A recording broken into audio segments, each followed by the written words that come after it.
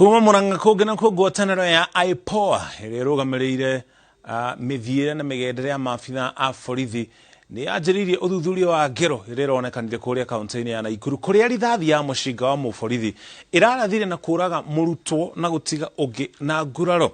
Ndũmĩrĩri-inĩ ĩrĩa ĩrekereirio kũrĩ nyũmba cia mohoro, mũikarĩri gĩtĩ wa IPOA Anne Makori augĩte nĩ manjĩtie kũhũnga mahori bamĩrĩ ya Whitney Atieno na maabitha a borithi arĩa mararĩ mũriongo mũtino-inĩ ũcio ũkĩhanĩka.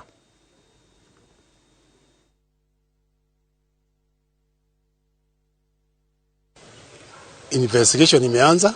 IPOA ambao ni independent body plus the DCI wameanza uchunguzi na wametake over.